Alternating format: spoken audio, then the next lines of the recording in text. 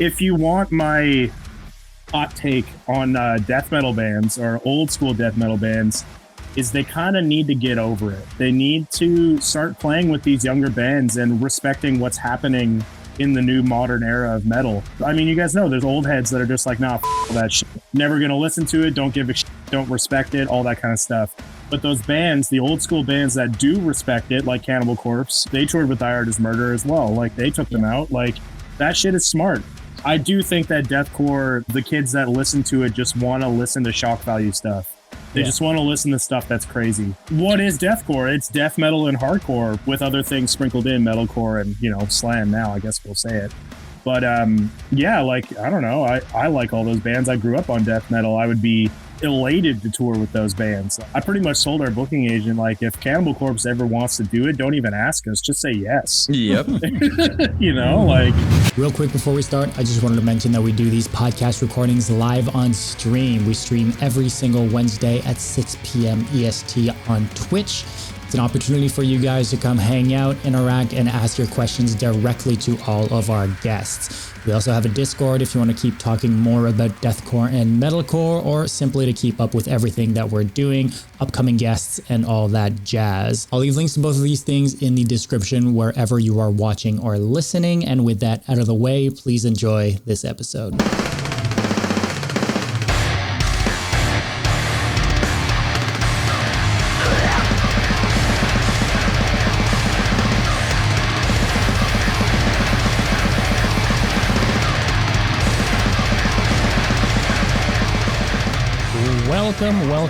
Welcome to the Brutality Podcast. This is episode 25. My name is Dom, and joined as always by my co-host Yan. And this week we are joined by none other than, what's it going to be this week? International funny man, guitarist of Angelmaker, and vocalist of Carcosa. Johnny, welcome to the show. How you doing, man? What up? Thanks for having me, boys. It's an honor. Course. I love your podcast. There's not a lot of these that exist in our world, so I'm happy to be here. That is true, yep. Man. We're trying to. I don't know. That's kind of why we do this. Is because there were none. We're like, hey, we want more interviews to listen to. Let's do this. It's Garza and you guys. That's it. Yeah, and it's like I feel like people want to know more. There's only so much you can show on socials, right? Like you can, of course, do stories, but like there's certain information that if you don't talk to these bands, you won't know the behind the scenes and all that. So that's kind of a big part of the reason. And of course, at the same time, we meet tons of amazing people. So that's obviously a plus. But we've been noticing that people love to know these little details. Small details, you know, behind the scene, behind an album. Like, what did you think when you made that? People love that stuff. And that's I love that stuff. Same. I'm a huge nerd, man. I love that shit. Like, it's why I'm so active in the Reddit, the subreddit, because I like to know what everyone's saying. And also I like to correct misinformation, because there's people that just talk about shit and they don't know what they're saying. And I like everyone to know the actual answer, you know? To your point, every single time I'm on Reddit, I see your name. Yeah. You're in every single post. I love it, man. I've been on Reddit for like 11 years now or something. I like it a lot. Yeah, man. You're on the good side of Reddit, because there's certain places that, you know, like in deathcore, sometimes I'm like, what is happening? I think I tried once to, like, you know, because of my channel, like the video, I was like, I'm going to promote that I did a video. I was like, yeah, I won't do that, I think, anymore. Yeah, I mean, that group definitely fluctuates when it comes to really nice, level-headed people to just like crazy old heads or whatever that like to shit their pants. Yep. But, you know, stuff like that. Yes. Still funny, though, sometimes. Like, I'll be honest, I read certain things and I'm like, that's still pretty creative and funny, you know, like people just that don't like deathcore, and they're for some reason on the deathcore subreddit. I'm like, okay, that's an interesting choice. You hate it, but it's part of your life, like a lot. But okay. Oh, well, that's the way it is. My favorite thing on the subreddit is the day a new album drops. Everyone's like, greatest album of the year. It's been out for 20 minutes. It's the greatest album I've ever heard. Nothing will top it. And then a week later, hasn't been enough time for the person to actually listen to the full thing yet. No, they just heard the single that was released a month ago. But yeah, dude, that stuff is really funny to me. But I love that community a lot. I like hanging around and talking to people and all that good stuff. I think the trick also is just not to take anything personal. And I'm really saying like anything personal. Like it's just... Or seriously, I think both those things. Yeah, welcome to the internet, pal. Yeah. Yeah, but I think Reddit specifically is kind of like, I think Twitter is kind of like that too. Like they're very distilled. Like that's what the internet is. It's like a very, I don't know. It kind of, it kind of makes everything larger than life for what the internet is. But yep, very much, very, very true. That's why we love it. This has to do with nothing, and it's very random. But your shirt is super sick. Thank you. Do you know what it is? Is that the Gorehammer stuff? Yeah, I was wondering if it was like, honestly, usually I know, and I was like, I'm not sure on I just knew it was awesome. I love the pink collar usually, and it looks sick. So I was I'm a big pink guy myself. It's just kind of been my thing now. I don't know why. I just have gravitated towards pink. Like when I did my first custom guitar with Aristides, I made sure that it was pink. Because I'm like, I could have a black guitar like everybody else, but I could also have like this bright fuchsia, loud as hell pink guitar too, you know? Let's be real. It's 50 to me at least, like 50 times more interesting and appealing when I see a guitar or any instrument, even like a bass, whatever, but like colorful or like with big pickups. It's just, black is always, it works, but I don't know. There's something, with something flash. Fun about it. Yes, exactly. So real question then is Bana trying to rip you off with his new pink guitar, or are you trying to rip him off with having a bright colored guitar? You know what? I don't know, because Bana's thing has always been green, right? That's his thing. Is he always brand associates with green? And I don't know if you've caught on to a theme with Bana and I in our projects, but color is a really big part of our branding. Specifically yellow for Carcosa, because who the fuck is yellow? Who wears yellow? Like it's it's so particular, and it's such a bright and kind of strange color, but it's kind of worked in our favor, I'd say. Yeah. And then, I like to color associate well, whether that's with pink or whatever. But yeah, it's just kind of like those little tiny little details that you might not think about, but people kind of gravitate towards, like, oh, shiny colors. Or like crows or something. I mean, I mean, if we talk about, especially in metal, if your color choices are black and red, I mean, it's fine. But like as a band or whatever, like if your goal is to stand out, it's going to be tough. Yeah, uphill battle. You better have like the fucking sickest logo of all time or something. Like, you know what I mean? I love black and red. Hey, as a Star Wars guy and a Dark Side guy, I love the black and red. But, we've all done it. Cannibal Corpse has done it. Vital Remains, Deicide, everybody. They already know. It's cool, but, they say, I love seeing things. I know they're not really, I don't know if you would say deathcore, but like when I saw Within Destruction with like the pink and like all the flashy colors, I was like, that's... that's different. That's cool. Like to me, that's appealing. Being a huge nerd, I love anime, all that stuff. So for me, when like it's flashy, I get drawn to it. And I'm pretty sure there's a lot of people like that without really realizing it. Yeah. Well, I mean, Within they're very, very smart with their marketing and the way that they promote themselves, which is basically, we don't give a shit. Yep. And we're just going to do whatever we want. It's like, oh, you don't like that we make this poppy sound? Well, here's a deathcore EP. That's it. Bye. We're going to go back to what we were doing before. You know, and like, bright colors and all that kind of stuff. It's against the norm. So it immediately attracts metalheads to be like, oh, pink. I never thought of that, Exactly. But I think in deathcore, like, I don't know if it's a fair statement. I think we're mostly okay with it. I think in really classic death metal, we all wore the fucking cartoon neon shirts when we were younger. So I mean, who are we trying to kid here? Like, dude, you want to know the first shirt I ever bought? The first piece of merch I ever bought was off of MySpace, and it was off of Whitechapel's MySpace. The Bang Your Head, Raise the Dead turquoise shirt. Yeah, there you go. That was my first one I ever had, and awesome. It's bright and it's fun and it's crazy. But that was a deathcore thing. Like death metal guys back in the day, seeing that shirt, they would have said some things that you can't say anymore. Well, yeah, I mean, to kind of speak to that. I mean, the other kind of thing that was like kind of in the way of being flashy was gold foil, right? Mm-hmm. I know a person or two who made some gold foil merch not too long ago. Yeah, somebody might have.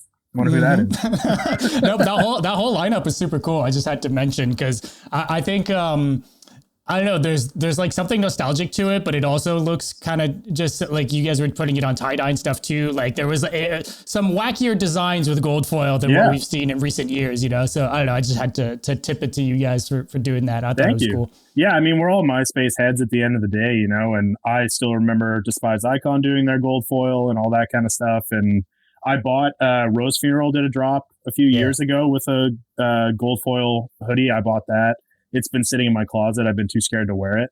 But yeah, I don't know. It's like, why not? It's fun. Dude, like if it can make you feel better, I used to own, I don't know if you guys are going to remember, Attack Attack made a V-neck and it was written in gold. And I went to the freaking Vents Warped Tour wearing that. And I don't know where my confidence, you know, I consider myself pretty confident, but I wouldn't be able to do that right now. And I did, and I was proud of it. That's the worst part. Like I was happy, like I chose to wear that. So, but it was a thing. You told them how cool you were. Yeah. Unfortunately, I did. Unfortunately, I did that. But it brings me to another point I think is very interesting. I keep saying it in every video I make, but it's fun when metal is not too serious. When it can also be heavy and fun. Like it doesn't have to be always dark. And of course, you expect something dark from Cannibal Corpse and stuff, and it works and it's fine. But like, I love seeing stuff like when I did the Chelsea Gun video, they made a D&D video. They're playing Dungeons and Dragons and it's like the song playing. I personally love when you can put some personality and humor in metal. To me, it works. Like Infinite Later, you know, they're crazy and it works. So it's like, I don't know. There's this part of me who love seeing, you know, also jokes or flashy colors and stuff like that within metal. It still works, in my opinion. Oh, it totally does. And I mean, like, I say this a lot, especially when we tour and we meet people and all this kind of stuff. But like, I don't think any of us should take ourselves that seriously. Like, at the end of the day, we're making like dinosaur noises and we're stomping around like a bunch of kids. And like, don't get me wrong, I take my music seriously. Like I write my lyrics from a serious place, but at the same time, I'm a fucking idiot and I like to have a good time and just talk about stupid things and enjoy myself. I don't want to walk around all the time just being like, you know, it's just dumb. Like, and people can relate to that more, like being funny or being like, it's like no one in their life, or I really hope no one in their life is just like 24 hours out of I'm just watching horror movies and I just like everything needs to be serious and I hate everything and I'm punching my door. Like seriously, like, you know, it's like we all hate everything, but like it's funny, so just chill. You know, it's not a big deal. It's not that deep. Like I think Dom keeps saying that all the time. That sentence, I think it represents it pretty well. Like it's just like it can be funny. Like just relax. You know, you don't have to be always. You know, you can be serious on stage and do these weird sounds, and then you can also just have fun. So I don't know if you guys have seen me live yet, but I definitely don't just like say what's up, circle pit. You know, I'm talking about lasagna. Like I'm doing whatever I want. I think I would even say it's part of the brand now, to be honest. Yeah, maybe. Like I think it's part of it. I mean, hey, it had that sort of stuff introed music videos for you guys. So I mean, it's got to be something, right? Yeah, I guess so. I don't know. It's just like I'd rather be myself, as cliche as that is. It's just easier than trying to be this like fantastical idea of what a frontman is. I'd rather just have a good time, you know? Yeah, and and people like, I feel like the crowd, not in every scenario, because I've seen some crowd that I was like, what are you guys doing? Like this performance is awesome. But like most of the time, they're going to be kind of a mirror of what you do. So like if you go crazy, they kind of want to go crazy. If you're laughing, you're having fun, they're probably going to laugh and have fun with you. So they're kind of... The biggest crowd killer is when someone's pissed off on stage. It's such a vibe kill, dude. Like, and I've seen it happen so many times where the band just kind of gives up, you know, and you're like, oh shit. Like, yeah, it's really tough in situations like that, especially if it's, you know, somebody with a microphone and they're the ones who are mad, right. And it represents everybody on stage because we don't have mics to be like, oh, we don't feel that way, you know. Yeah. So we just Imagine that. we just kind of have to sit there and cop it, right? But it's He's really talking awkward for himself right now. We're having a blast. No, I'm not referring to anything. Anyway, but yeah, it's just like, yeah, I don't know. Just have a good time. I was like acting like for example, the guitar player just goes and like, oh no, like he's mad, but we're having a good time. Like it's fine, guys. Like just imagine that. But I've witnessed that as well, and it's true. Like when you can tell that they're not happy about this situation or any like, yeah, it's I would even say it's awkward, kind of. 100%. Oh yeah, big time. It's weird. Like like people don't know what to do. They're like, should we keep mushing or should we like should we be scared? Like, yeah. Is this a show? Like, like what just happened? I remember I learned something very important when I went to music school. I did a performance class, and kind of what they were teaching us and really ingraining into our heads is if like something is going wrong, if there's like a technical issue or like you're having issues with a monitor guy, which is usually often if you're not self-contained, you just kind of have to move on and pretend that it didn't happen. Don't show your hand. Don't show the crowd that something is happening because they're going to start to focus on that. And then everybody's hyper focused on what the problem is. And now it's not about your performance. It's about what the fuck is happening. So that's it's just what kind people of remember ultimately, right? Yeah. It's like that moment because you made a scene out of it. Whereas like you could have played it off as though nothing happened and nobody would have noticed, right? Yeah. I mean, the show is happening. You can't stop. So just like straight face that shit and get it done, you know? I've seen like, I think there's a way, and I want your opinion on that. Like I've seen once a band that clearly fucked up on stage and they just laughed about it and they're like, yeah, we're going to redo that. It was terrible. And for real, I was like, to me, it's a good thing. I'm just like, they're having a good time. They don't care. They're redoing it. Like, why not? You know, like it worked in that specific moment. Yeah. Well, I mean, address the immediate elephant in the room, which is you fucked up. So you could either be like, fuck, and then start over, or you could be like, oh, whoops, we're dumb, and then just start again. Like, who cares? That's what they did. Yeah, they were just like, that was terrible, wasn't it? And people are just starts laughing in their crowd. They're like, we're going to redo that properly. And it worked. So there's a way, but I think the last thing to do is to look upset. That's the worst. Like looking like, oh shit, or trying to I've seen that trying to blame like the place, and that's bad. Dude, that's bad. That kind of stuff pisses me off. Is like I worked in a venue in Vancouver for 8 years, so I've been on the production side of things as like a stagehand and stage manager and all that kind of stuff. If the artist on stage is talking shit about my house crew, you're not helping them out. No, never again. Especially if you come back through. Like if you come back through, like you're flagged, man. Like we know what you're about. Like it immediately dictates our attitude.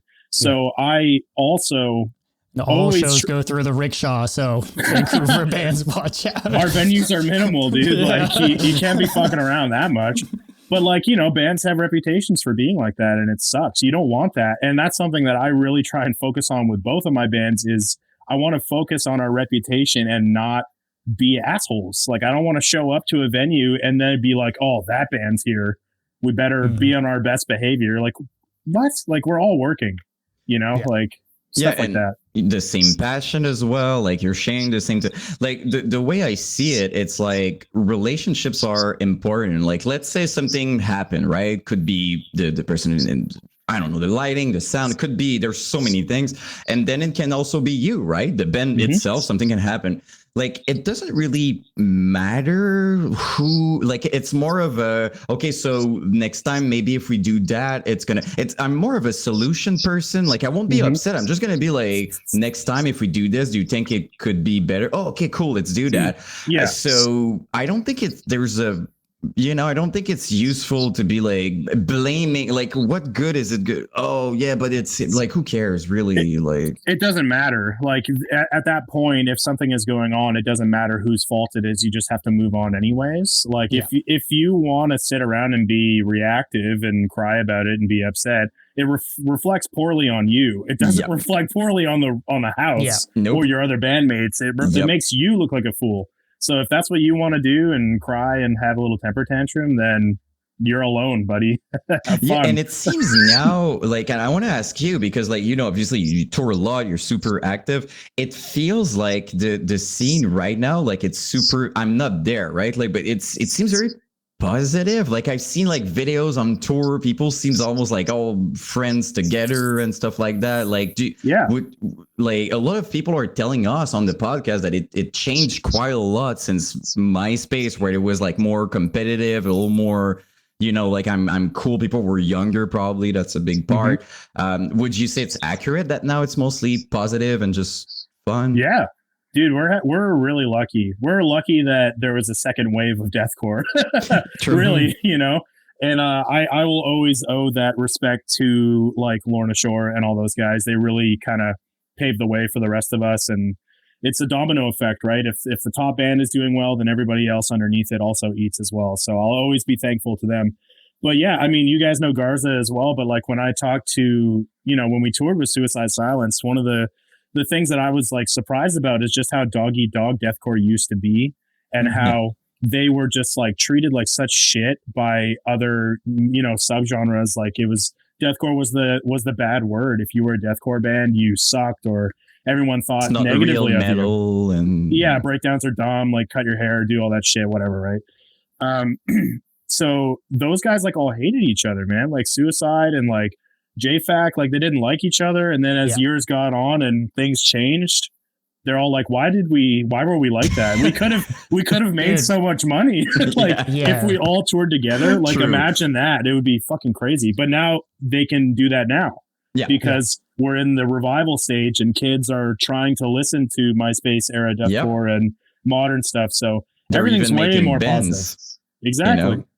Exactly. We were talking about that, earlier, but they're like, we see young people not even like they were not even around during the MySpace era. That's been our biggest surprise doing this show. Honestly, I say it often, but it's like, I thought we were going to be surrounded by 30-plus-year-olds. Like, no way in hell were we going to be. But a lot of the people that are here watching and that are a part of our communities and stuff, also, like a lot of people that are super young. We are the old people. Yeah, we're the old heads right here. This is the tribunal of old people right now. And I'm not even 30 yet. The old age together.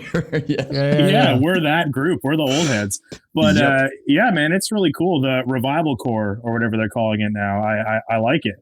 It's super sweet to hear modern bands try and replicate the old sound in a modern way, if that makes sense. Their own spin on it. Yeah, I really like that. It makes me happy because it's like now you can kind of throw a lot of production norms out of the window. Like, you can have a really tight and polished sound, but you can also sound like Psycho Frame and just have everything fully blasted to the nines and snare sounding like tetherballs. Like all that shit is back. So to answer your question, long-winded way of doing it, yes, it's a lot more positive now, even just with, other bands that we tour with. Like we're such good friends, like Signs of the Swarm and all those guys. It's awesome. And I'll give you another example of actual true positivity. Like we just toured with Thyroid is Murder, and when that tour got announced, there was the loud minority of people being like, well, if CJ's not there, I'm not going, blah blah blah, whatever, blah blah blah, all that stupid shit.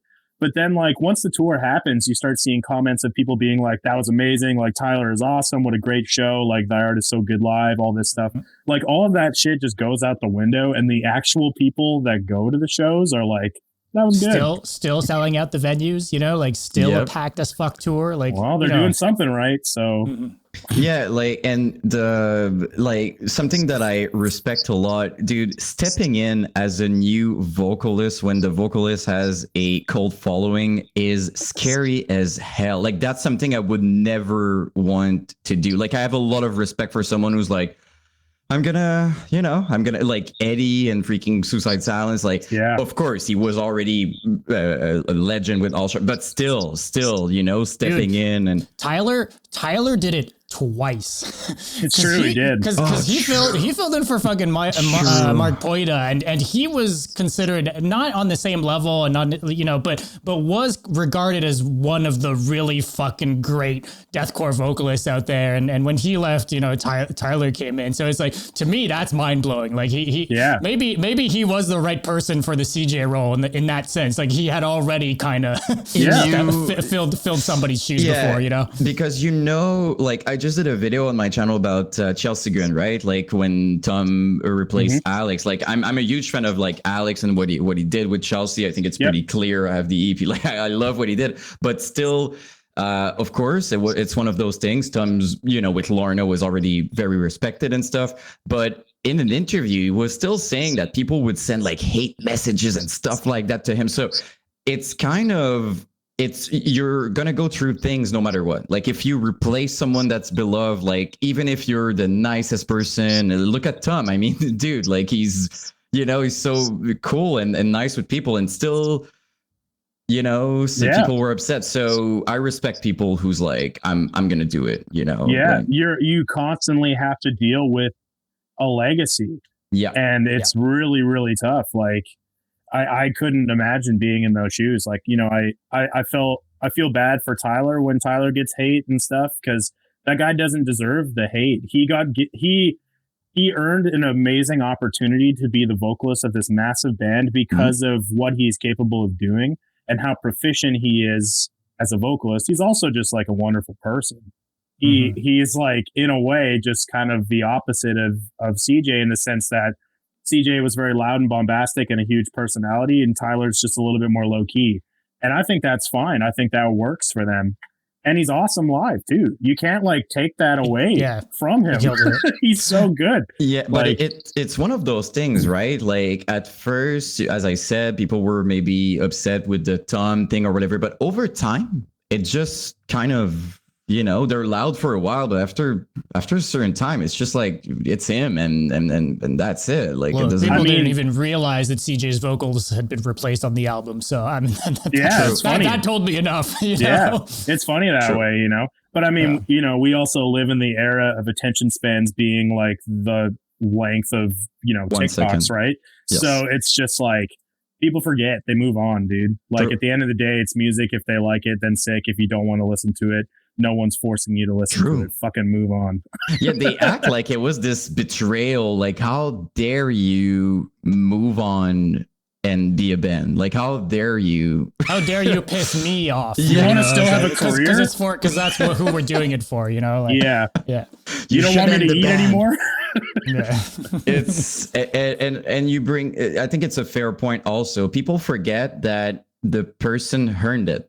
Like if the person's there, it's earned every single time. Like there's a reason why they pick that person, and people always act like, oh, like, okay, you just pick it. No, like there's a reason, and it's their choices, and just trust them. I mean, they headhunted him. They wanted Tyler. When they were looking for guys, they were like, this guy's what we want. Dude, it's Dired as Murder. They could have gotten whoever the fuck they wanted. Pretty much. It's not like, so, I don't know. But speaking of Dired, I guess, and that tour, how'd the tour go for you? Because I saw you guys, it was the first day of tour. And it was, so it was kind of like, setting into the new routine and setting up the gear for the lighting and all this stuff. It was a whole puzzle for you guys. How'd the tour go? It was great, dude. I really don't have like any negative things to say about it. Like all of the shows were really fun.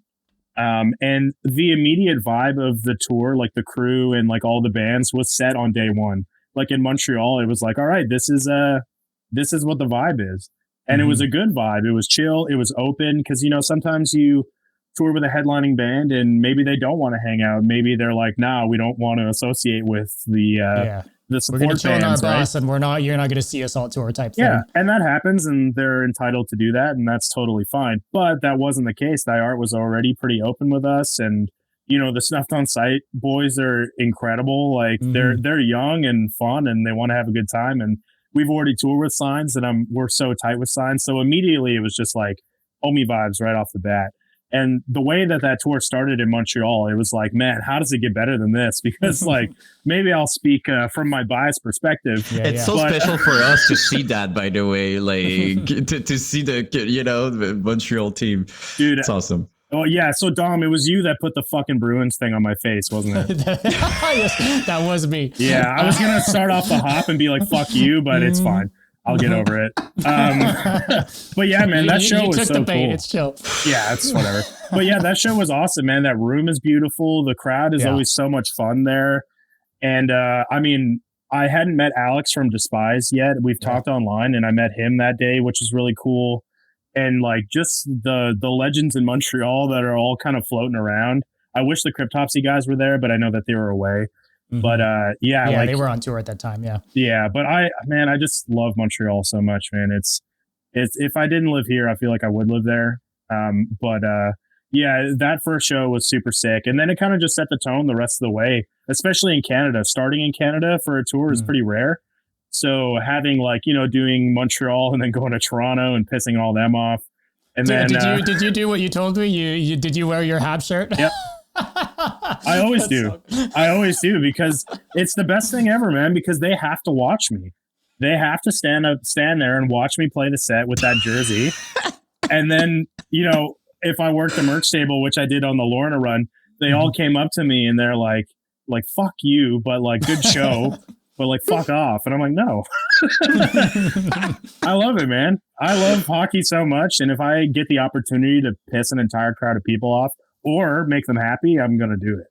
There we go. I mean, it's a conversation starter for sure. It definitely is. And people are very passionate about that. Like very passionate about that. Like it's sometimes it feels like it's their whole life. They're like, how dare you wear that? Like it's a battle thing. Like they're like, are you like, I've seen fight over things like that in my life. Like it's pretty wild. Yeah, me too. I mean, my whole life before I played music was playing hockey. It's what I thought I was going to do my whole life. And then I went to school and my career path changed essentially. But a little bit, maybe. Yeah. Yeah. But it's a huge part of my life. It's a big passion of mine. It keeps me going. It keeps me active, and it keeps me stressed about things that aren't music. So, Makes sense. It makes sense. And you were talking about the Despised Icon, and not because like, obviously me and Dom were super proud because they're from here and stuff like that. But like, I love that the way they behave, they're acting like they're not legend. Like they're just acting like, oh, they're another band. Alex is always out at shows. And like the most humble people, like, hey, how are you? Like when I met, Alex to do the video after I did the video about Despise, it was just a genuine conversation with a nice person talking to me like he, and they are a legend. I think literally anybody in the scene agree. Like they're amazing. And I don't know, I'm proud. I'm happy with that. Like I'm proud of that they're like that. I mean, they are in my opinion, they are like the quintessential role models for deathcore. Like what you should aspire to do in the sense of being just nice and humble.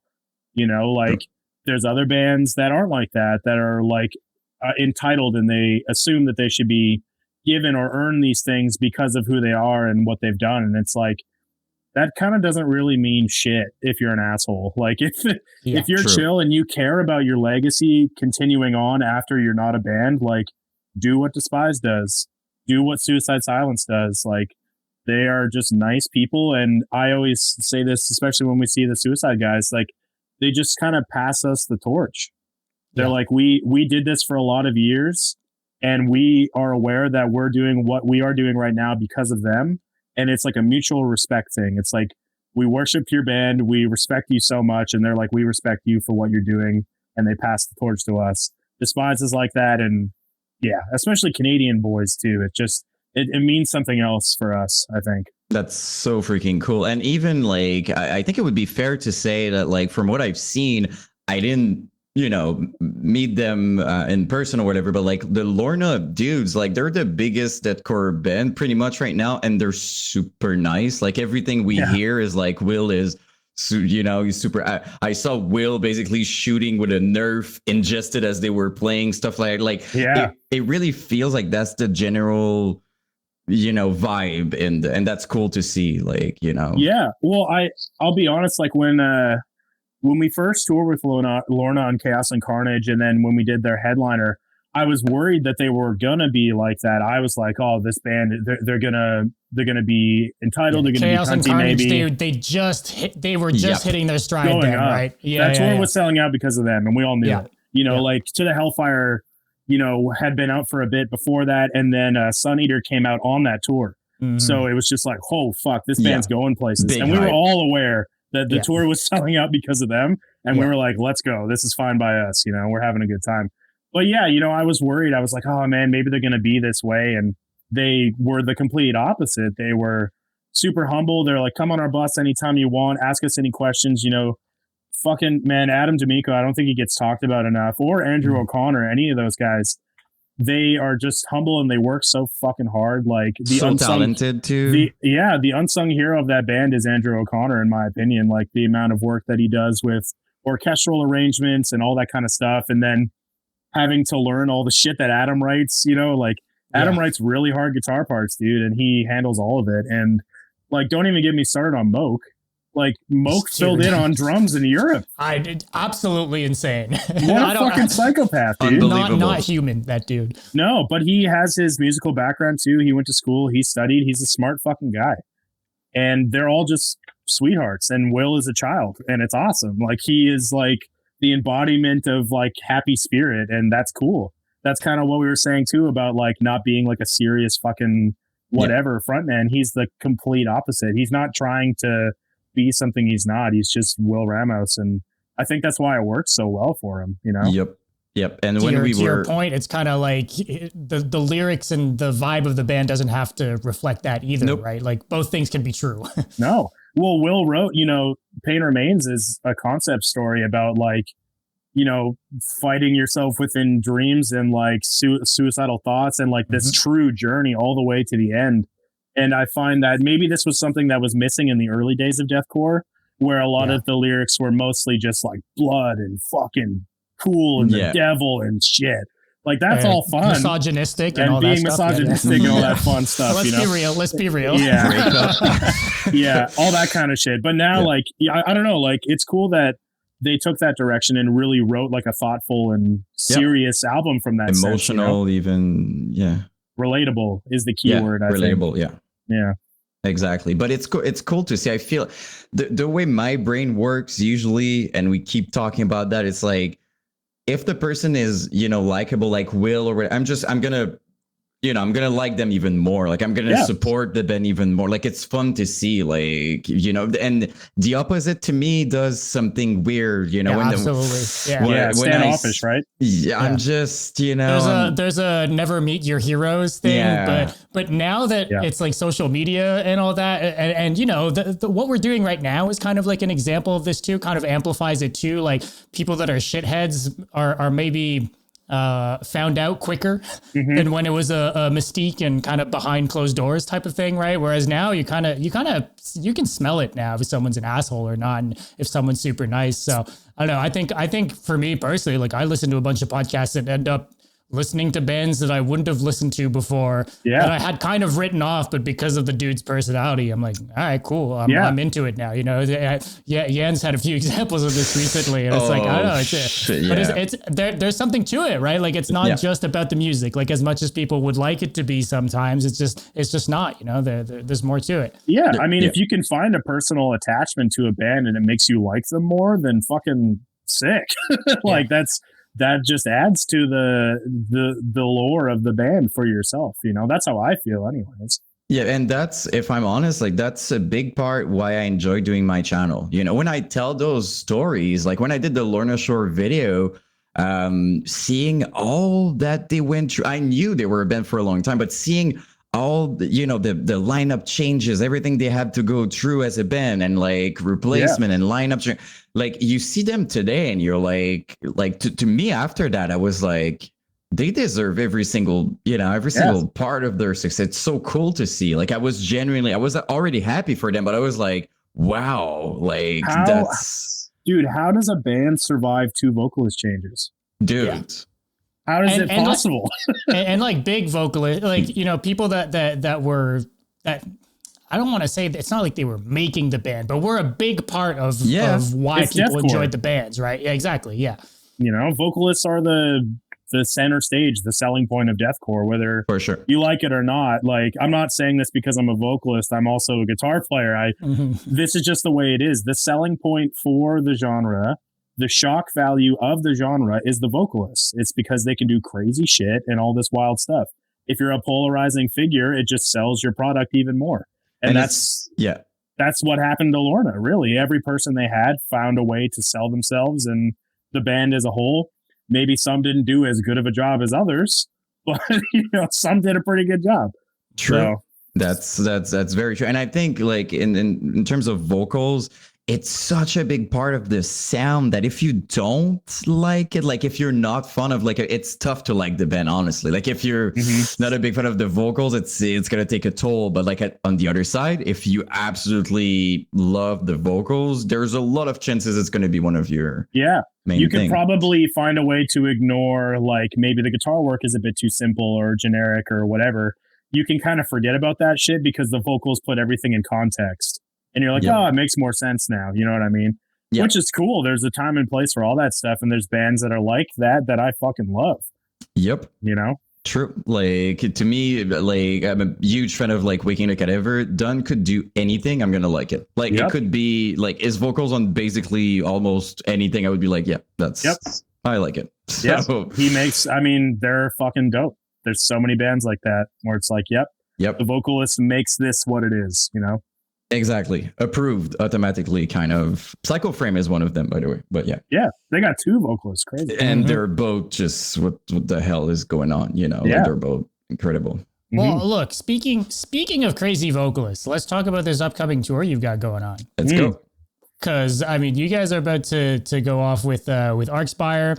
How awesome is that? Yeah, with Carcosa. So let's talk a little bit about, I guess, because we were talking about it a little bit before coming on, but you just came back from the tour with Thyart like a week and a half ago, and in a week you're gone with Carcosa to do this run with this tour with Archspire. Yeah. So how's that been? And do you sleep? Actually, right now I'm sleeping like a fucking baby. I'm just trying to get as much sleep as I can before I get less sleep. Makes sense. There's a lot of work to be done still. We still have to rehearse. We have a brand new in-ear monitor rig that we haven't used before. So we're trying to get rehearsals going so that we can start working our way with that. Our drummer. Were you guys doing in-ears before or no. Just drummer before? Or? We weren't. So, okay, so it's a whole new thing. Okay. This is all brand new. I'm used to in-ears now because we have a nice rig for Angelmaker. But the Carcosa boys, it's new. Like our drummer obviously used ears and had a click track and all that kind of stuff. Yeah. But I monitored myself. I had my own little wireless transmitter that I would plug in and use for vocals because as a deathcore vocalist and primarily a fry vocalist, my vocals aren't that loud. And if I'm trying to push over a monitor, then I'm going to blow my voice out fucking 2 weeks into tour, Completely, so being able to monitor my own vocals at least is great. So like the past 2 tours I did with Carcosa, I monitored myself and then just had nothing else. I had vocals and then I just listened to drums. Straight from the board, or you run your vocals into something and then send it to the board? Dude, I was using my quad cortex.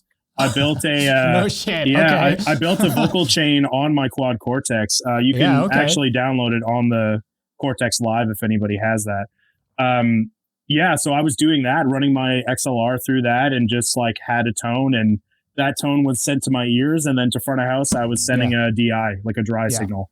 Straight from the quad. Yeah, otherwise you're gonna get crazy feedback issues and all that stuff. But that was pretty much it. So it's gonna be really nice, doing it with an actual rig now and not really having to worry about it too much. But it's going to be a learning curve for everybody. So we're trying to get as much time in, rehearsal as possible. And our drummer, Travis, is drumming in Spite right now. So we won't have him on this tour. So we have our good friend, David Hicks, we call him Duber, playing drums with us. He used to play in a band called Mother Sound. They've rebranded into this band called Resist LA.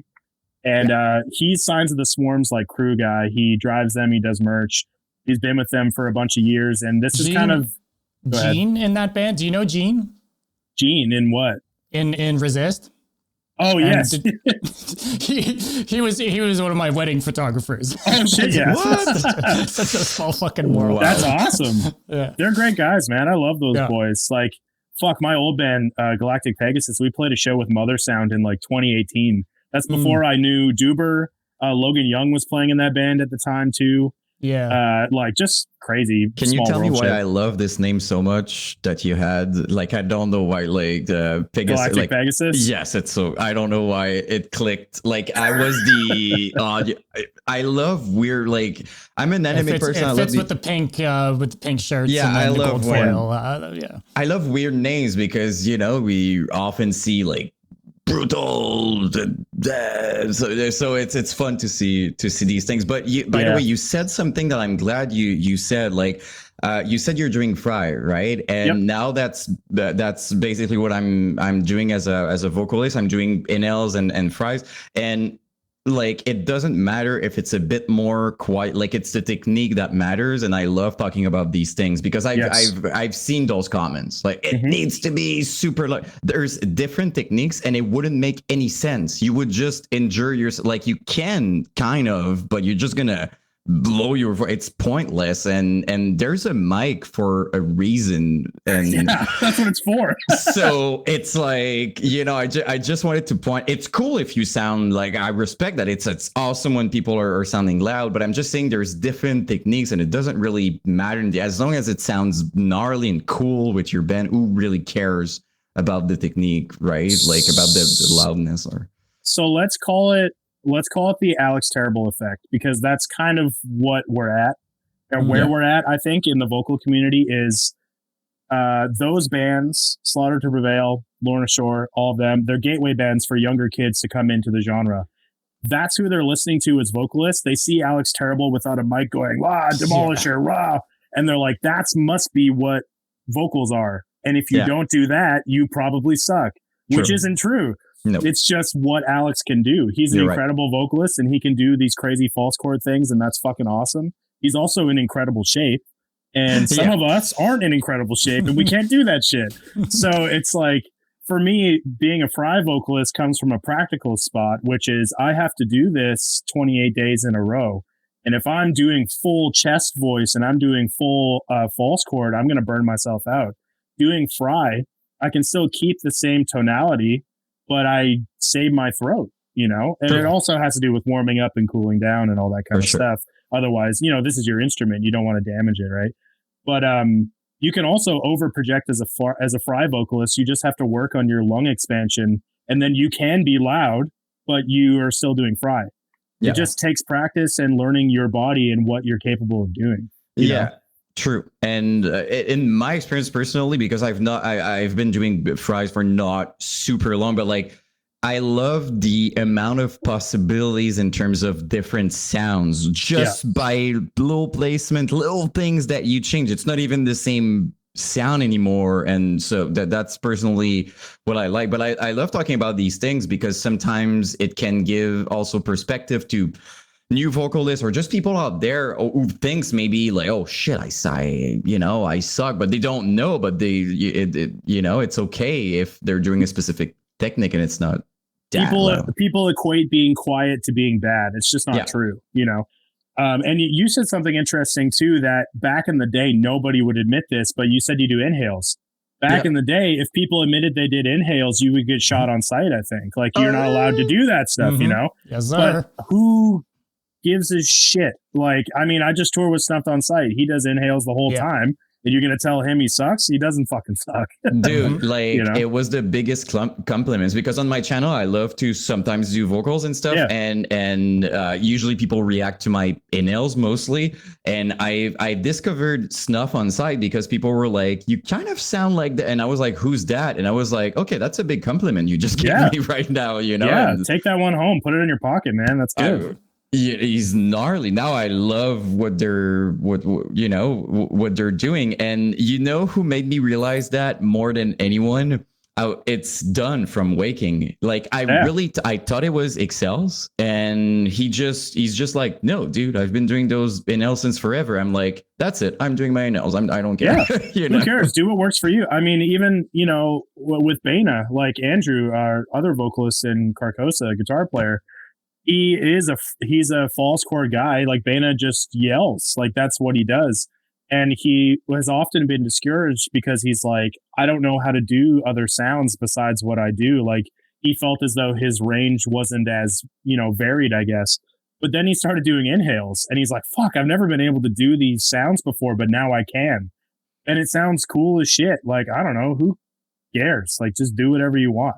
Yeah, I don't think it matters. It's like listening to a deathcore song and be like, how does he play drums? Like the way his feet are placed, like who cares? Like, shit. Like I don't care about that. Like, but for some reason, people are really obsessed with like, oh yeah, but you use that technique. Is it cool? Like, does it sound cool? I couldn't care less about what I'm going to be interested in knowing. It's fun, but I would never be like, you use that. Oh, okay. Now I'm not going to judge you for it. Yeah, who cares? And I mean, we're talking about the tour that we're doing, Archspire, man. Ollie is a psychopath. Oh, like how Ollie figured out how he can do what he does. I don't understand. Is nuts. He does cycled breathing. Like he does, he exhales and does vocals, and then he inhales and does vocals. So he is constantly doing vocals, like just so that he can be fast and just constantly be doing his thing. Like, I covered Drone Corpse Aviator and it was fucked. Yeah, dude. But you fucking nailed it though. But holy shit. No, dude, like, those songs are no joke. All exhales though. I couldn't do any. I don't do inhales. I can't do them. Still extremely impressive. What you did, like when I saw it, I'm like, no way, he's trying that. Like just for fun sometimes, like when you're a vocalist, you're in your kitchen and you do vocals for no reason. Like sometimes as Archspire was playing and I'm like, no, I'm not even. I didn't want to either, but I kind of had this goal set up before the tour started for promo and stuff that I would cover every band. Yeah. So like I covered Alluvial. We need to talk about all this because even more than you did content for promo of the tour and stuff, and I thought all that stuff was super interesting. Yeah. Oh, yeah. But yeah, I just thought it was kind of a cool way to promo the tour, and then I can also practice vocals. Completely. I mean, with Aborted, it was easy because I did that feature, so it was fun to just do the feature, which is crazy. But yeah, the Archspire one was really hard. I can usually bang out covers like within an afternoon, but with Archspire, it took me 2 days because I had to practice all of the phrasing and all of the vocals at like 70% speed, and then work my way up, like do 70, do 80%, 90, and then 100. But yeah, I did a lot of takes. It's something to be proud, though. Honestly, it's not a cover you see very often. Let me tell you that much. Like it's. Well, I appreciate it, boys. Thank you. It's wild. Yeah, I don't understand how this guy does it. We rarely hear of the speeding up technique for vocals. It's usually an instrument thing, Yeah. True, but all those guys, honestly, Archspire as a band, like I don't understand any members of that band. Like every position, I'm like, how, like what? It's like a TED talk for instruments, it's just like, it's fucking crazy, man. Like it's so stressful. Like, I'm glad that I play the stuff I do in Angelmaker. Like some of the stuff is hard, but besides that, it's mostly breakdowns, like Dean and Toby and Jared and all of them are just sweating constantly. They're all doing this, like, and now they got to do a headlining set. So probably like an hour and 10 minutes of that. Like, holy fuck, dude. You think an hour and 10 you think they're going to do? That's my guess, or at least an hour. Dude. I have no idea. 30 minutes would be incredible, like super impressive of that. Yeah, I think we shouldn't shouldn't limit it to the amount of time. It should be amount of notes. Yeah, they just get like they just get a shorter set time because they play the same amount of notes as the bands before them. It's chill. You know what they should do is they should calculate the amount of notes that they're going to play for the whole tour. Oh my God. They should do that, and then have it as a counter all the way up to the end. They could have like they should have like a live counter to go up with the tracks, and have it projected on screen on stage. I mean, they're funny as shit. They could figure that out. I'm sure.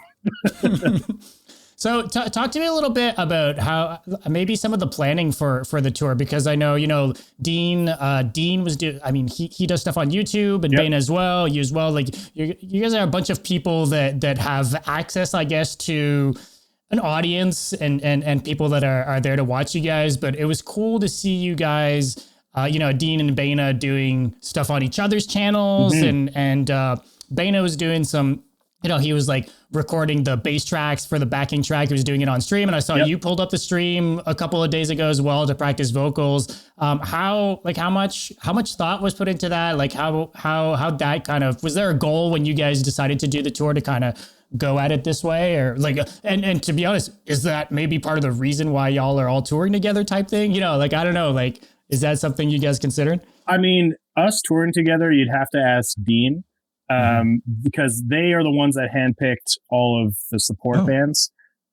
So, I mean, we're already content forward people. So I think if I could put myself in Dean's brain, if he's like, how do I get as many people to know about this tour as possible?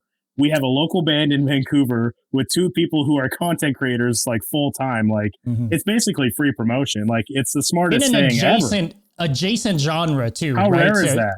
Yeah, so it's not even like you're not promoting to the same people as Archspire would be, let's say, right? No, not at all. And like it just kind of all worked out that way. And I don't want to downplay it and like be like, oh, we didn't think about it at all. But we didn't really think going into this that we were going to be like, this is going to be fucking promo central. We were just like, we need content. It's our job anyway. So why don't we just like capitalize on this opportunity and just make as much content as possible, promoting the tour at the same time. So we're working at home, and then when we go to the road, it hopefully all pays off. And so far from what we're seeing for ticket sales and all that kind of stuff, it's doing well. Dude. So yeah, like not even scared. Just the comments themselves, like what the crazy promo they did, like an old school American kind of like I was just reading the comments. Everybody was like, "That's the best promo" and stuff like that. And to add to what you said, the fact that you're covering stuff, to me as like an audience member, it's another way to like not only honor the people you're playing with, but also kind of like I love those bands, like I'm happy to tour with them. So it's kind of a genuine way to, I don't know, like to show respect and be happy about it. It's a big time respect thing. Stuff, though. No, I mean, not a lot of people do it, but like Carcosa has kind of done that almost every time we've toured now, because we covered Within Destruction. And then I think we did it for the Angelmaker headliner as well. It's just something that we consciously think about. It's just kind of fun to do, like, this is Carcosa's take on the band that they're touring with. Like, it's kind of cool, but it's also a mutual respect thing. And I love all the bands that we're touring with. Like, I just toured with Alluvial, so I know all those guys and I love their fucking music. I've toured with Aborted already and I love them to death. And then we have Archspire as well. They live in the same city as me. So it's like, it all kind of just worked out well. This tour is going to be a big homie tour because we all know each other. Will you be nervous if during Archspire they invite you on stage to perform? I really don't want to, but you know what? If they ask me, I'll do it. You're setting yourself up for it. If they want me to do it, I'll do it. Like, I would definitely have to practice it more. I have it pretty internalized, but to do it properly and not fucking mess my words up, it'll take a lot of practice. But yeah, I don't know. I'll never be opposed to it if that's what they want to do, but I'll definitely be nervous. And I never get nervous anymore, but for that, I would get nervous. Yeah, that was one of my question, by the way. Like, because you're in 2, different bands, but they're both doing very well, and you're playing you're doing different things in both. So like, is there like, because I guess there's a lot of differences. It's not the same people, but like for you as a performer, what would you say, like, in terms of mindset? Is it super different, or for you, it's like I go on stage, I do my thing? Like, what's the thinking behind it? Like, is it? It's a good question. I get asked this one a decent amount, and I don't know, man. Like, both things, playing guitar live and then doing vocals live, come with 2 different stress levels, I would say. Because like vocally, you have to talk to the crowd. And sometimes if you're just having a bad day and you just don't fucking feel like talking, you don't have a choice and you just have to do it. I can turn that switch on and do it, but like sometimes it's a bigger struggle than others. And then with guitar, it's actually a little bit more calming because I'm pretty confident in my ability to play my instrument. The only factor that I think about is technical things. If our rig dies, if this dies, if strings break, all that kind of stuff. So like, I don't know, it's different preparation for both too. Like for vocals, like I have to do proper warm-ups. Honestly, for guitar, I don't really warm up. Like I kind of don't have time. I'm too busy doing other shit. And then I'm like, oh, fuck it. I don't need to, I'll be fine. Which is not true. I probably should, but, yeah, I don't know. I like doing two different things. I don't want to be a vocalist in Angelmaker at all. It's not my role. And we have other people in the band that do it so well. It's They're not something I never want to be. I don't want to do that. I like doing vocals in my own band. It feels more genuine and more real. I'm not like covering shit basically, you know? Yeah. But I love playing the songs on guitar in Angelmaker. It's kind of like a dream come true in a way because I was such a massive fan of the band before I joined. So it's like sick. I get to play a Dark Omen every night. Like this is dope. I love this song. I mean, we're talking about legacy. Angelmaker, to be fair, you know, like they've been around for, you know, you've been around for a long time. So it's kind of you know, one of those legendary old school bands. So yeah. So I don't feel bad about saying that because I didn't like start the band, but like I tell these boys quite often, like, I mean, you're technically a legacy band, I would say, because Dissentient was a huge record and did a lot, you know, for our scene and did a lot for deathcore at a time when people didn't really like it still. You know, 2015-ish is kind of when the bell curve started going like this. And that's when Dissentient came out. And I think it kind of elevated it a little bit going on from there. And then, you know, they kind of just kept putting out consistent records. And if you do that, I mean, I think you kind of build a legacy like, oh shit, these guys don't miss, you know? And like I said, I don't feel bad saying that because I wasn't there. From a fan perspective, that's just how I feel, you know? No, I think it's cool to celebrate those things, you know? It's okay to be like happy with what you know, what you've done. But like me and I think and Dom, I know like, you know, personally a lot of the guys in Angelmaker, but like, it's fun to see that now it's being recognized more because to me, first time I heard it's a while back. And my first thought was, why isn't it bigger? Like it's so sick. And it's fun to see now that people are like, yeah, Angelmaker, you know, and I saw them live. They're like, I mean, I saw you guys live and it's like, holy like the dynamic, like the two vocal, like everything is killer and very unique. We focus on being as good of a live band as we can possibly be, just because we do tour so much. So it's like, fuck, we better be good, you know? If we're bad, then this might suck. So, it works. You know, it works. Honestly, when I saw you guys with Off Sulfur and all those, you know, Lorna and like, holy shit, like that, this whole lineup, by the way, like everybody just completely killed it. But I loved. There's still people talking about you guys' performance because, you know, like I don't know, it's different, the dynamic, like the two vocalists and stuff. It's not something we see a lot in deathcore. There's basically Despised and anymore, because for a hot minute, everyone was trying to be Despised Icon. That's true. No one was sounding like that, but everyone wanted two vocalists for a hot minute. True. But now it's in Canada specifically. You know what? One of my favorite two vocalist bands is, and I'm sure you'll probably know, but the Juliet Massacre. Hell yeah, fuck yeah. Italian band. I don't know a lot of Italian bands. There aren't a ton of them, but fuck, man, I love them to death. They're so dope. Pray for an Afterlife. That song rips. Yeah, like short-lived. Those guys, I don't know, man. Yeah, they never got they're like one of the cult classic-y, like a lot of people know who they are, but it's not because they blew up. Like it was, I don't know, they kind of just stayed like they had a moment kind of thing, like, but yeah. That was kind of it. It came and went. But like, yeah, having that on stage, you know, like having that presence, like, fuck, there's 7 of us, dude. Yeah. We're a volleyball team worth of people on stage. So it's just like, even that in itself, if you've never seen Angelmaker before, you kind of don't really forget seeing us because you're like, there was too many people up there. And I don't know what any of them were doing. all I'm going to say is seeing 7 dudes on a stage in the venues you guys are playing now is a little less, it doesn't look as daunting, but 7 dudes at 333. Oh God, that's wild as shit. Yeah, that was like, even, you know, before I was in the band and they were playing 333, there were 6 of them still. So it's just like, holy fuck, dude. Like, no small drum kit to compensate for the space. Like, no, never, absolutely not. Why would that be the case? But yeah, I remember we played Webster Hall twice in Connecticut. And we're like, oh, maybe we're playing the big room today. Nope, we're not playing the big room. We're playing the small room, which is fine. But that stage is like the size of my office, maybe not even. And I had to sit down the whole show. Colton had a monitor right in front of his face, and he couldn't fucking see. Like, you know, it's our fault.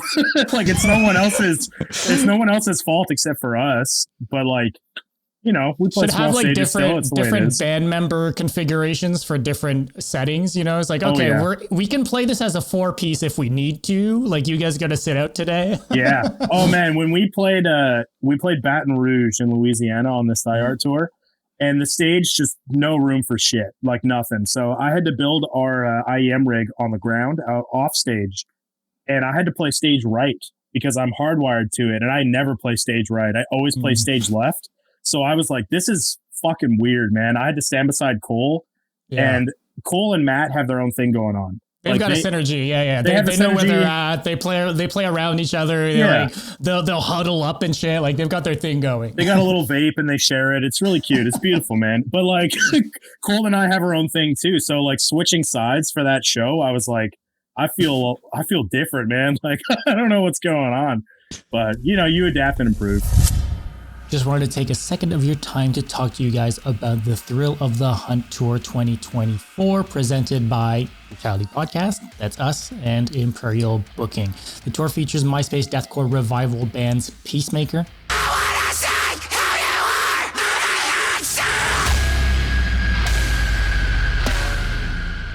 Victim Blamed,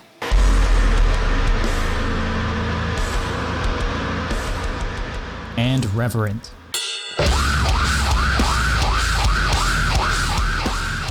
Tour runs from July 12th to the 27th and is going to be hitting the states of Texas, Louisiana, Florida, and Tennessee, with more dates to be added.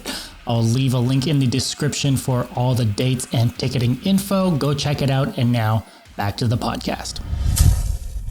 I'm curious also, like, do you think you know, when you have a venue, is that something that, like, because there's so many things to think about, like, do they think about like, oh, this band has quite a big lineup, or it's just like, nope. Yeah, they don't. They're just like, wherever a venue exists, that's where you're going. Especially in a place like Louisiana, like New Orleans, Baton Rouge. Like, they don't really get a lot of shows there. We've often skipped that area and used it as a drive day. But on the past 2 tours now, we've played there, and often the venues are pretty shit. That's just the way it is, and that's fine. That's fine. That's a part of the thing. I don't give a fuck. I'm gonna play wherever we go. You know? So there's a few advantage to have a smaller lineup in that sense, you know, like you fit like a 4-piece, for example, like it's so easy, you know, like even if the stage is super small, you're like, okay, you know, we're gonna fit. But when you're 7, it's like, you know, the drum itself, I mean, like, takes a lot of space. Yeah, that's extreme metal's biggest downfall, is the big ass fucking drum kits. It's that, and then drummers don't want to share kits, which I totally understand. It's like, why would I want to share my guitar with somebody else? You know, so like I get it, but when you're in a situation like that as a band, you have to get really good at space management, and you have to be able to cooperate with what the venue is telling you. The venue knows their room better than you do. You just showed up today. So they work here every single day, right? So if they're telling you where drums can go, you kind of just have to listen to them and be okay with that, you know? Because even like, you know, you'd be surprised, but, you know, like even the Montreal show when you guys played here, like it's a big ass fucking venue, but like side stage, there's like no room. Yeah, you were there, right? Yeah. So it's just kind of like everyone was trying to pack their shit, but there was nowhere to pack the stuff. Like it was a fucking nightmare. So I think people would be surprised sometimes. They'll see a big venue and assume that there's enough space for everyone to store their gear on the sides or behind or anything. But that particular venue, like, tough luck, man. Especially older venues too. When you're playing, you know, we played some big theaters on the tour that are older. You know, some of them are from the 20s and some of them are from the 30s and 40s. they didn't think about that shit. Yeah, Back then, they had an orchestra pit and they were doing thinking plays. about deathcore bands in 2024 bringing their big ass drum kits. Nah, they're not thinking about my IEM rig 80 years later, you know. But like, that's just kind of the way it is. Big room doesn't mean a lot of space. It just means that the room is big.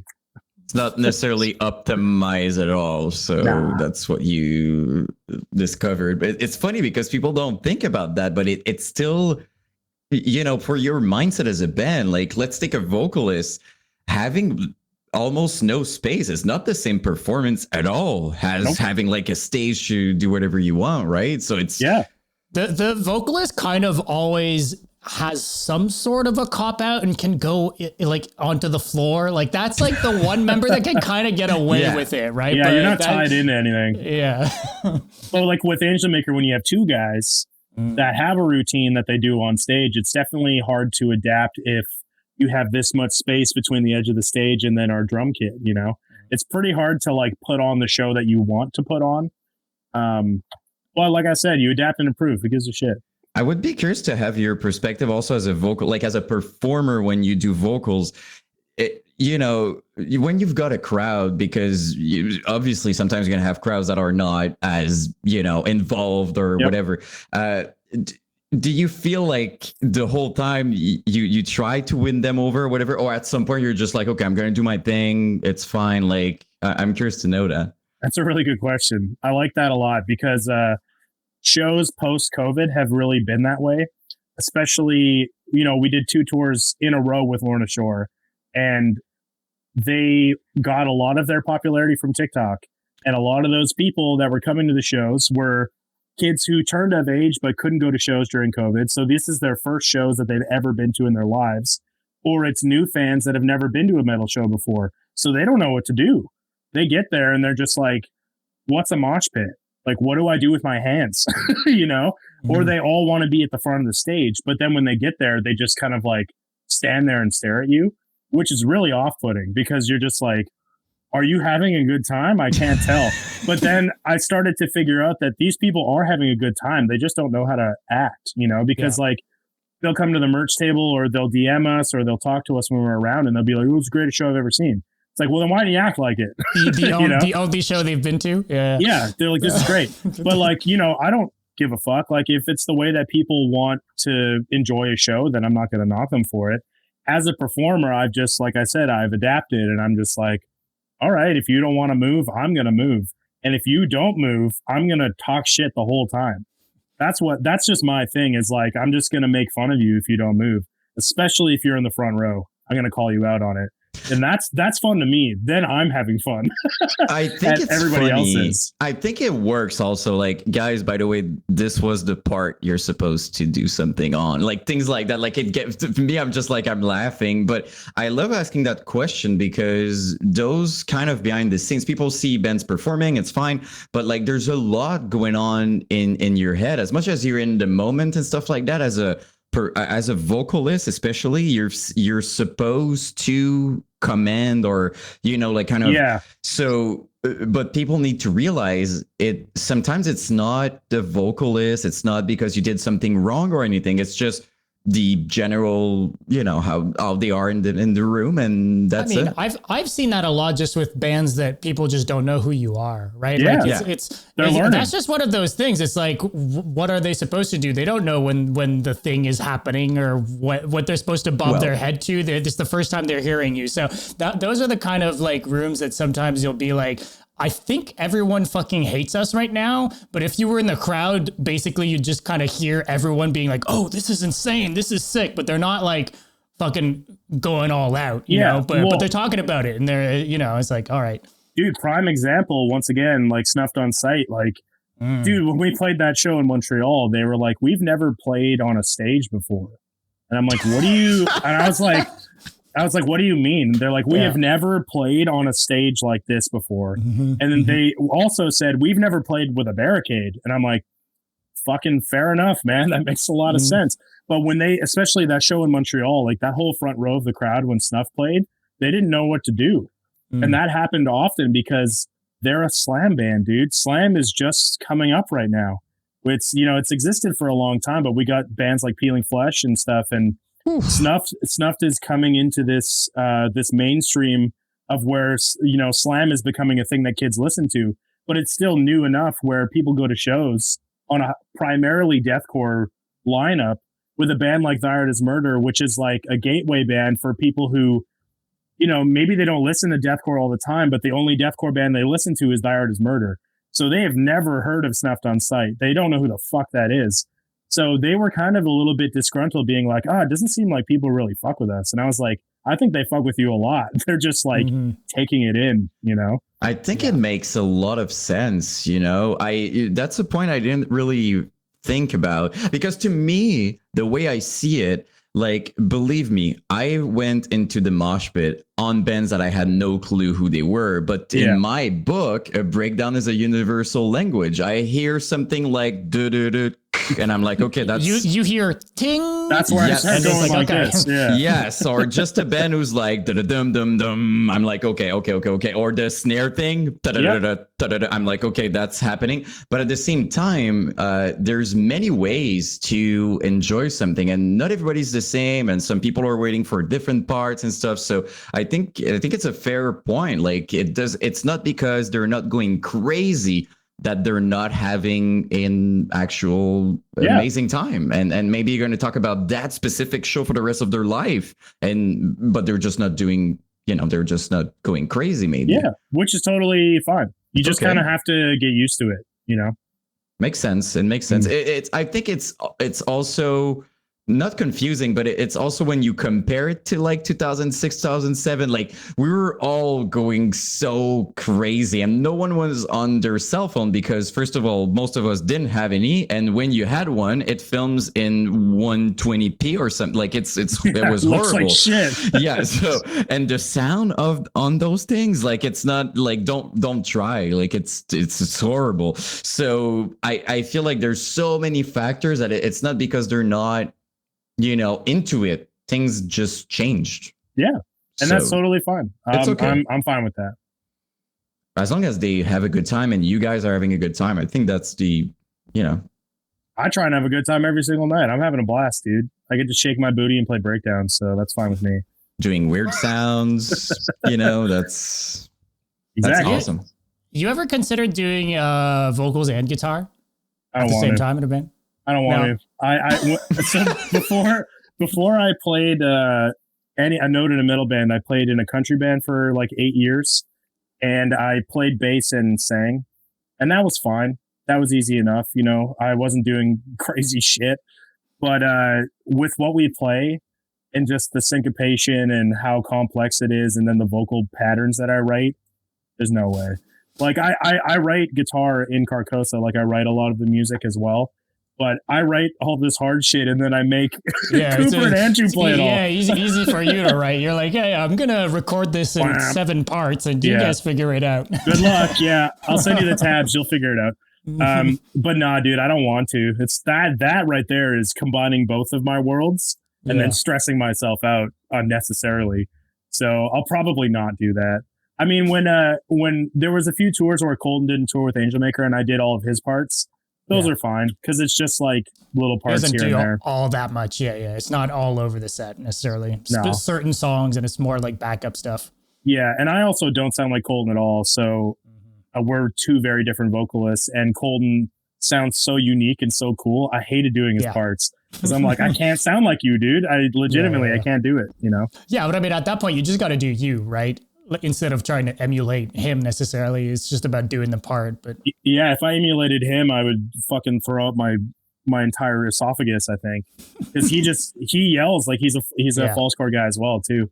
So yeah, I can't do it. I mean, sorry though, but like just to complete, like it's one of those things. Like the more yourself you are and not emulating, to me, the more fun you're gonna have and the best it's gonna sound, right? So there's that as well. So just it kind of goes back to just being genuine. It's just easier to be yourself and not try and, you know, be something else or be someone that you aren't or whatever. Like I don't do vocal lessons. People ask all the time, but I'm really not good at teaching vocals. I kind of just do shit and I don't really know what I'm doing all the time.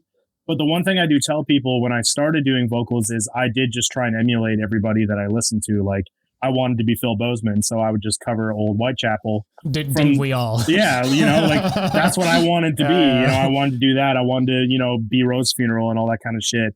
So I just tried to copy them. And in doing that, I kind of like vicariously learned some vocal techniques just by trying to copy them. I didn't know what I was doing, but I was building off of it. And that's kind of just like where the foundation of, all the vocals kind of came from. And then you find your voice, right? It does make sense. I think that's what happens for a lot of people. For me, it was kind of like that too. You emulate for so long, and then at a certain point, it's kind of inevitable that you find what really works for you. You feel it. Like you end up understanding like, this feels good. This doesn't, and like this suits my voice better, or this, these different things. And you kind of, if you just do it a lot, eventually you'll just end up finding what your own thing is. I think some people try to fight that, they have a vision of what they really want to do, and they have a hard time accepting that that's maybe not what they're going to sound like. Like I know I had to get over that for a bit. There was a point where I was trying to emulate and then was like, you know what? I don't think I'll ever really be able to do this. And it was kind of like, okay, I got to give up. And yeah, maybe I could have pushed myself to do it, but I was, I guess, self-aware enough to be like, this is my thing. And I can excel at this. Let's work on this, Yeah. I think a lot of people don't get to that point, unfortunately, for some reason. Yeah, it's a mindset thing, right? A huge portion of this is mental. Like you got to be able to get over some leaps, and especially like, people are like, how do I get out there? How do I do this? How do I do that? Like, how do people hear my vocals and all that? I was like, dude, do covers, like start doing shit. You got to start posting stuff. I did for years, and a lot of them were bad, like you just kind of have to be okay with putting yourself out there and dealing with people taking a huge shit on your vocals for a long time. Cause eventually it pays off. You just kind of have to have thick skin, I guess. It can help sometimes too, right? Like some people, sometimes it's not the best way to say it, but like in my case, there's certain things that people have said and I'm like, yeah, that's kind of true. Like I could do that, or like, even if it's the worst possible way to say it, I'm like, that's kind of true. Okay, I'm gonna I'll consider it. Yeah. Okay. read what you want to read. Take out of it what you want, right? Exactly. And you know what would happen to me with vocals sometimes though? I would get a day a long time ago, but like I would nail what I wanted to do, and I was terrified of not being able to do it the next day or whatever. And it happened a few times and I was like why? Like yesterday it was perfect and like I couldn't figure it out. But now I'm trying to focus on like exactly what I'm doing. I'm like, okay, I should be okay. But it happened to me so many times. I was like, that's the sound I want. Next day impossible. Or trying to record it. Yeah. Gone. So did you just like kind of recently start doing vocals within the past few years? Like, is this really new for you? I always did vocals for like, even since the MySpace era, I would do the back. I wasn't the vocalist. I would do back vocals, like high pitch, like big fan of Mitch Locker, like probably all of us. So I was trying to do like the high pitch vocals and stuff. And then I was doing vocals in my band. It was my first time. Until I take vocal lessons and the guy is like, yeah, that's not it. And you're going to hurt yourself. And I was like, what? And he's like, yeah, like, I think it's better to relearn. So I'm not kidding. I basically relearned, but I've been doing since high school. So I never lost that. But the fried thing and all the rest, like I had to relearn. So that was the whole process. I talk with Dub about that like all the time. I'm still learning, and as I'm recording with the band, I'm okay with that, Yeah. So that's. I mean, dude, we're all still learning. I'm constantly trying to learn new shit or like different techniques and stuff. Yeah, I mean, why not grow if you can? Like, obviously, you got your wheelhouse, you got shit that you're good at. Yeah. But like, how boring is life if you don't fucking learn new shit? I mean, like, in general, right? But like with vocals too, it's just like I don't know. I still listen to all modern deathcore bands that come out and I hear, whatever they do. And I'm like, that's cool. I wonder if I can do that. And I either can or I can't. If I can, I'll maybe try and implement it. If I can't, then I just won't fucking do it. Like the alligator shit that Alex does. I can't do that, and I actually don't think I want to. But it's cool. Like, it's cool that he can do that, and it sounds fucking crazy. But I'll leave that for him, and I'll continue to not do it. Exactly as you said, even as a band sometimes, right? Like you hear a specific type of music and you're like, I love that. Like, for example, me personally, Slam, dude, I love Slam. Yep. For some reason, when I write stuff, it's a mix of old school metalcore and deathcore. It's never exactly Slam. I'm okay with that. It's not what I'm doing. I love it. So I think it's the same thing with vocals or even guitar. It's fine if it's not what you do. You can still appreciate it when you hear it as so. I mean, dude, it's kind of crazy to think about now, but like modern deathcore has been stealing from Slam for years. Like, I mean, listen to a lot of Lorna breakdowns and even Angelmaker breakdowns. Like, we use Slam as our breakdown. That's like what we do, even the vocals. And now those Slam bands are coming up and people are like, oh shit, they've been doing this for like 15 years. Yep. And it's awesome. Cool. And you mentioned Peeling Flesh, dude, they're super sick and they're getting more traction. It's fun to see. It's cool to see. You guys see that headliner they just announced? Oh, dude, that flyer's, I love the art, man. I'm sure it's super polarizing, but it works so well for anyone who does enjoy the band. Dude, it's so sick, dude, man. The Snuff guys, they were showing me the poster when they got it, and the version they had was like a 240p version of it. And I was like, dude, this whole poster just looks like chicken nuggets, dude. Like, I can't see shit. Just these huge blobs of logos. Dude, the local promoters are going to fucking hate dealing with that flyer for sure. Yeah, everyone's like, what is this show? And we're like, I don't know. Yeah, and adding other bands onto the fucking like tour flyer and trying to have it look any sort of way close to it. I don't know, man. I think it's great. Yeah, it's fucking awesome. It stands out, that's for sure. Those guys work hard as shit, man. Like Michael Sato and those boys, like they've been around for so long and have been through a lot of shit, like, you know, with like Orphan and all those bands and all that shit that happened with them. And, you know, like they just like hustled. They're a prime example of a DIY band that just hustled hard as shit. And now they're getting what they're owed. And I'm so happy for them. I remember when we did the Body Snatcher tour with Paleface and us, and it was Distant, Peeling Flesh opened the OKC or the Oklahoma City tour, our show. Yeah. And it's the first time I've seen every band from the bill just watch the opening band. Like I love that vibe. That is the coolest shit ever. When like musicians, like a package fucks with a local, like they're like, you can't wait for the local to play their set. That's so fucking cool. We're all there buying all the same shirts and just wearing all the same shirts, watching them. It was like the most like dick sucking thing ever, but I loved it, dude. Like, they were so good. They're such a fucking terrifying band. Like, if you want to listen to Slam and you've never heard it before, I recommend seeing it live because it's always a different vibe, especially those guys, because they have so much attitude and it's not like a normal thing. It's a mixture of like a rap show with Slam. Yeah. Slam is gangster rap. That's their thing, right?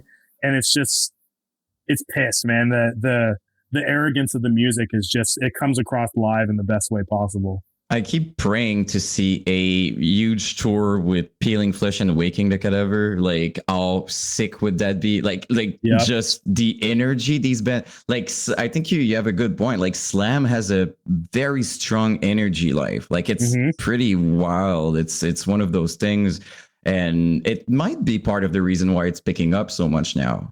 Like, I think the live shows and all that. Like, it probably helps a lot. Well, it's that too, and I mean, think about. Or if you've seen kind of what's been going on, like we got Dying Fetus playing hardcore festivals. Like hardcore kids like Slam now because it's just a thing. It's simple. It's knuckle dragon fucking simple ass riffs. It doesn't require a lot of thought, which I think is cool. It's just like madness. There's a lot of crossover right now. Like you hear Jamie Josta recently talking about how he just listens to death metal now. Like he doesn't even listen to hardcore. Dying Fetus has always been about playing with bands outside of theirs. Like one of the few death metal bands to like consistently play with deathcore bands since way early on. Like, but I think we're getting more and more of that kind of crossover now. And I think a lot of these genres are kind of like bridging the gap in that sense, like Slam is right now. And I don't know, it's so cool to see, man. I love seeing that shit. If you want my hot take on death metal bands or old school death metal bands is they kind of need to get over it. They need to start accepting that they need to play with these other bands to retain certain relevancy, or if they want to make more money and they want to play bigger shows, then start playing with these younger bands and respecting what's happening in the new modern era of metal. There's a lot of, I mean, you guys know there's old heads that are just like, nah, fuck all that shit. Yeah. Never gonna listen to it. Don't give a shit. Don't respect it. All that kind of stuff. But those bands, the old school bands that do respect it, like Cannibal Corpse, you know, they toured with Die Hard as Murder as well. Like they took them out. Like that shit is smart. That is improving your legacy and increasing your career by maybe 10 years. You never know. New fans coming in, right? From a genre that isn't your own. Like that's what you need. Yeah. And Dying Fetus is a good example of that. They're smart. They just like get rid of the ego, take all that shit away. Like we get it. You're a death metal band. That's super cool. But like play with other bands. Mixed bills are fine, dude. They're totally fine. Their death metal show is as death metal as any other death metal band. It's chill. You know, like when they're performing, they're performing. Like who cares? You know, that doesn't change that fact. You know? Yeah. But we're kind of getting that in death metal too, with kind of like, you know, how we have the revival core in deathcore. We're getting that in death metal now. Look at, you know, Squiggle Squoggy Bog or whatever their name is. Like, I can't pronounce that, but I can't even. Fucking Stabbing signing today to Century Media. Yeah. Like dude, that sort of wild. Stuff is super fucking How cool sick, is that? Yeah. What's the other one? Like Frozen something Frozen like Soul? These guys that's so super. Is it Frozen Soul that like the bassist is a girl? I think I saw an interview I think with them. Is that them? I could be wrong. Maybe. I mean, Stabbing is a female vocalist. Okay. Yeah. She crushes. That's so she's sick. fucking badass as shit. That's so awesome. No, it's cool to see. And like, as you said, I think Catholic Petition is another good example. Am I wrong? Like, I think they've toured, like you know, they've always been around deathcore as well. It's like a few bands like that, like Aborted and Cattle but you want to know the funny thing? Every single deathcore band, every one of us, we all think death metal is cool. Like it was always one-sided. It's very one-sided. It was always like, it's not real metal. Well, it's full of blast beats and riffs and slam parts. The only thing you don't like is breakdown. Yeah, but it's shit. Okay. But it's still metal. What is deathcore? It's death metal and hardcore pretty much, you know, like it's kind of the combination of those two things in a way, with other things sprinkled in, metalcore and, you know, slam now, I guess we'll say it. But like, I don't know. I like all those bands. I grew up on death metal. I would be elated to tour with those bands. Like, I pretty much told our booking agent, like, if Cannibal Corpse ever wants to do it, don't even ask us. Just say yes. Yep. You know, like, and they're getting older. Like, eventually they're going to stop touring. So I want that to happen. And the funniest thing also is that, and we talked about, I think it was with Scott that we talked about it, but like the band themselves have no problem. It's very often like it's the people that like the fans themselves that are like, oh my god, but the bands are like, hey, we respect you guys, it's awesome. Like their favorite bands are welcoming it. That's the funniest thing. Like they're trying to defend their scene, but like their bands are like, we're okay with it. So. Well, and then all it takes is them touring together, and then they all get over it. Yeah. You know, it's just such a veiled argument. They have to. Like, what are you going to say? You see Cannibal Corpse with the band. I mean, your favorite band is approving it, dude. So. Do you know what was weird, though? I saw a weird show once that was, I don't know if y'all saw it. It definitely came to Montreal because Meshuggah plays Montreal all the time. But Montreal and Meshuggah and Code Orange. Code Orange opened for Meshuggah. That was like the biggest difference in crowd I think I'd ever seen at a show. Because this was old Code Orange too, back when they were playing like their crazy, more hardcore shit. And kids, there were so many crowd killers and just people wearing windbreakers and doing all that stuff. And then as soon as Meshuggah comes in, it's like all the old heads come in and they all stand there and they're just like this. You know, it was kind of cool, like to see the two different worlds, but you could tell that there was like this fucking separation. Well, dude, the current tour for the Left to Suffer and Hanabi tour that's going on right now, that seems like the biggest clash of crowds, right? That I've seen in a hot minute. But that's just so fucking cool, man. Dude, like, but as more Left shit to like Suffer, that needs to happen, man. Why would you turn that tour down? It's a full Live Nation tour playing like almost 1,200 cat venues. I ain't saying no to that. Yeah, That's gonna be sick. Mostly people that don't know who the fuck you are. Like, that's great. Yeah, that's what you want as a band. Like, it'll be different for sure, but like, I don't know, man. Those types of things need to happen more. I do think that we're getting to a point where especially with deathcore, right? Like, it's easier now to have deathcore bands playing with other styles of music, whereas maybe it wasn't as such before. But I think I'm hopeful for more types of tours. Well, kind of like what we were saying too. Like, and I'm not going to say this foolproof, but like deathcore fans are definitely pretty open-minded to other things. Sure. I would say, dude, perhaps some people have a different opinion, but like, I do think that deathcore, you know, the kids that listen to it just want to listen to shock value stuff. They just want to listen to stuff that's crazy. It's like deathcore kids definitely listen to bands like Full of Hell too, like noise and grind bands like that. Like, we're not shying away from that shit, where other subgenres might be like, nah, I don't need breakdowns in my life. You know? Yep. All right. Cool we're nearing the cutoff. So I would have 2 rapid fire questions for you, and then we'll let you go. All right? Yeah, that's cool. Okay. So favorite Montreal band? Favorite Montreal band? Do you want me to pick someone that isn't Despised Icon? It can be Despised Icon if that's your answer. I think it is Despised Icon, but my number 2 is tell me if I pronounce this wrong, but Ion Dissonance. Dissonance. Yeah, we say it in English. Yeah.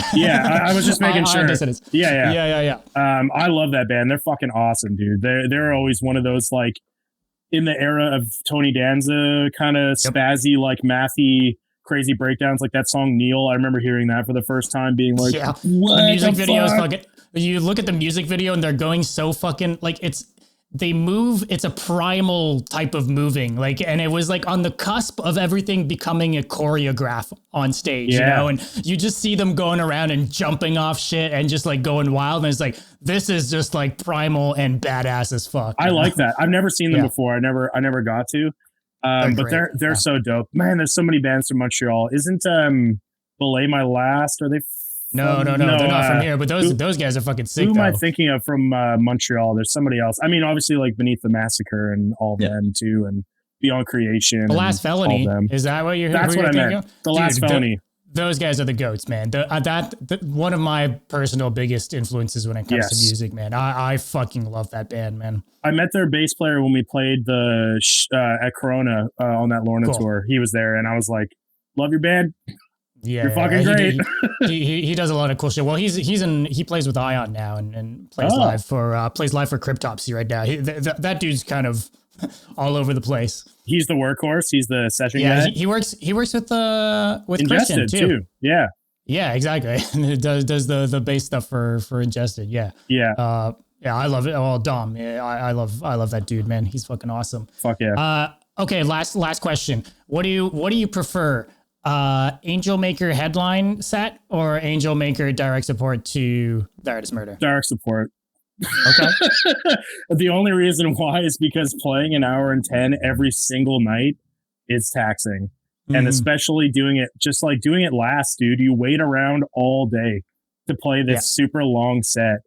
And don't get me wrong, playing the set is very fulfilling because you get to play a lot of songs that people won't get to hear otherwise. Which, when you're in a band that has 10 years of history, you're going to miss stuff. Like, you're just not going to play everything that everyone wants to hear. But damn, man, like playing a 40-minute set or even a 30-minute set compared to an hour is like butter, dude. Absolute butter. Right there with you. Yeah. But there is, I just ask because there's always something about like also, most of the people are probably there for you, type thing. But it was surprising to, no, I mean, I don't mean this in a bad way in any sense, but it was surprising to me to see you guys in Montreal and to see how the crowd like really knew you guys. Cause they were chanting the words and going all fucking out. Like the venue was, it didn't feel as much of a gap as like, oh, we're here for The Artist Murder. Who is this band playing before them type thing. Yeah.